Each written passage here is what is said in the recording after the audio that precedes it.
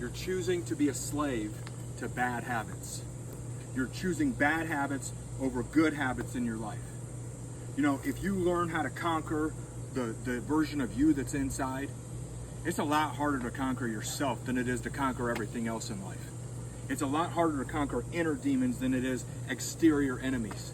And yeah, you might have some enemies in your life, but the fact that you're not willing to even conquer yourself is why you can't conquer all the battles on the outside.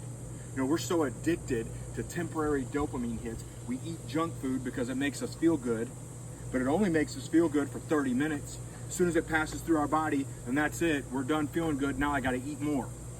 We sleep in because it makes us feel good, but it only makes us feel good until we get out of bed. And then as soon as we get out of bed, we feel guilty for sleeping in.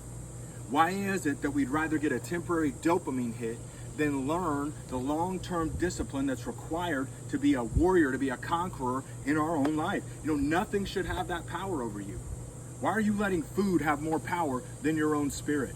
Why are you letting your addiction to whatever it is, drugs, alcohol, food, pornography, whatever your addiction is, laziness, pleasing yourself, addicted to pleasure, addicted to comfort, and you're letting it rule you. You're a slave to your bad habits. You're not free. We talk about freedom, especially in America. Freedom, freedom, freedom, but you're not free. You're not free because there's things that constantly tell you, you have to have this, you need this, I need this, I need this. You don't need anything.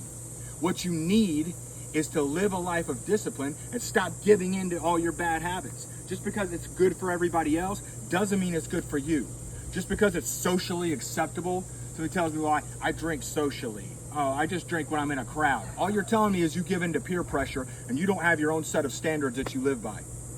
Because it's socially acceptable, it's actually acceptable. You really want to be like everybody else with your bad habits? You want to copy everybody else's bad habits? Is that really what you want for your life? You have a spirit inside you. And that spirit must lead.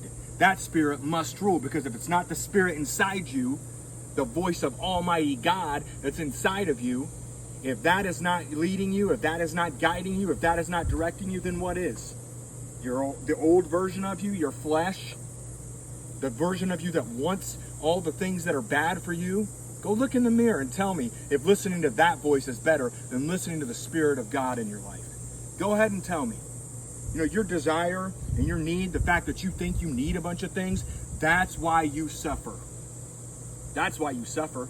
Because you think you need this, and I need this, and I need 8 hours of sleep. No, you don't. You don't need 8 hours of sleep.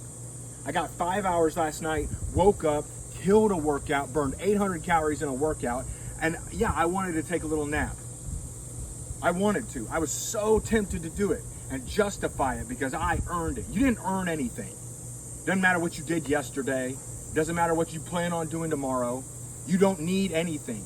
But whatever it is that's telling you that you can't live without it, that's what you need to get rid of. The fact that you're not willing to suffer, you're not willing to live by good, godly habits instead of your bad habits. That's why you don't have the life that you want. And you think it's just about you, but it's not about you. Because every bad decision that you make affects thousands of people. And maybe you say, well, I don't even know thousands of people. Yeah, but your life changing can impact others.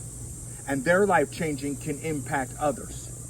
And the steps that you take to become a better man or a better woman, that's what will change other people. And when other people change, the entire world changes. Every negative habit that you give into, every habit of pleasure seeking and comfort, even just eating the junk food, it impacts thousands of people. And the second that you stop being selfish is the second that you start changing your own life so that you can change the world.